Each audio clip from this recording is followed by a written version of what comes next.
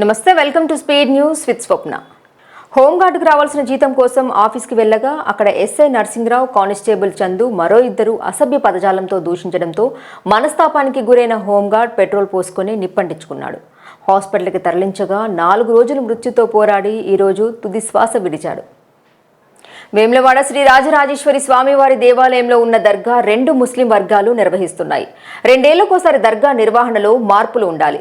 అలా జరగకపోగా మరో వర్గం అది మా తాత ముత్తాతలది అనడంతో మరో వర్గం కోర్టును ఆశ్రయించింది.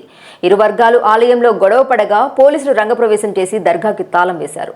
ఈ విషయం కోర్టులో ఉన్నందున ఎవరైనా నిబంధనలు పాటించకపోతే కేసు నమోదు చేస్తామని, దర్గాపై హక్కులు ఉన్నవారు సరైన ఆధారాలు పత్రాలతో రావాలని పోలీసులు తెలిపారు.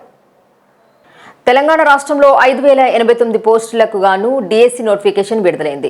ఈ నెల 20 నుండి అక్టోబర్ 21 వరకు అభ్యర్థుల నుండి దరఖాస్తులు స్వీకరించనున్నారు. నవంబర్ 20 నుండి 30 వరకు సిబిటి విధానంలో పరీక్షలు నిర్వహిస్తారని, పాత ఉమ్మడి జిల్లాలో పరీక్షా కేంద్రాలు ఏర్పాటు చేస్తారని తెలిపారు. 118 కోట్ల ముడుపుల వ్యవహారంలో వచ్చిన ఐటీ నోటీసులను ప్రస్తావిస్తూ, హలో ఏమైపోయావు బ్రో, బాబుగారు బొక్కలోకి పోతానంటున్నాడు, వచ్చి పలకరించి పులకరించిపో అని చంద్రబాబు, పవన్ కళ్యాణ్లపై మంత్రి అంబటి రాంబాబు సెటైర్లు వేస్తూ ట్వీట్ చేశారు. కన్వీనర్ కోటాలో మెడికల్ కాలేజీల్లో సెకండ్ ఫేజ్లో సీట్లు పొందినటువంటి విద్యార్థులు కాలేజీలో చేరేందుకు ప్రభుత్వం ఇవాల్టి వరకు అవకాశం ఇచ్చింది.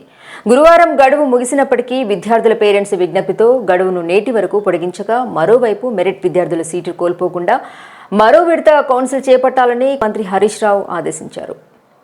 పీహెచ్డీ కేటగిరీ 2లో జరిగిన అవకతవకలపై విద్యార్థులు కాకతీయ యూనివర్సిటీని ప్రశ్నించగా దారుణంగా కొట్టారని, విద్యార్థులపై జరిగిన ఈ దాడికి నిరసనగా ఈ నెల 12న ఉమ్మడి వరంగల్ జిల్లా బంద్కు పిలుపునిస్తున్నట్లు కేయూ జాయింట్ యాక్షన్ కమిటీ ప్రకటించింది. బంద్కు అన్ని విద్యా సంస్థలు, ప్రజా సంఘాలు మద్దతు తెలపాలని కోరారు. పోలీసులు విద్యార్థులను విచక్షణారహితంగా కొట్టారని జాయింట్ కమిటీ నాయకులు ఆరోపించగా, దీన్ని సిపి రంగనాథ్ ఖండించి అందులో వాస్తవం లేదని అన్నారు. The best CM in India, ఈ భూమి మీద స్థానం లేదని చెప్పకనే చెప్పారు సార్.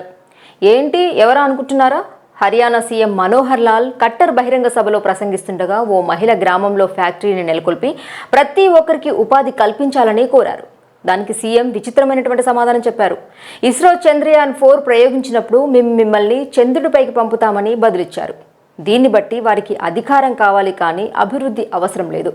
మరి ప్రజలు ఎలా బాగుపడతారు సీఎం సార్? ఏ మొహం పెట్టుకుని ఓట్లు అడగడానికి వస్తారు అని కొందరు కామెంట్ చేస్తున్నారు.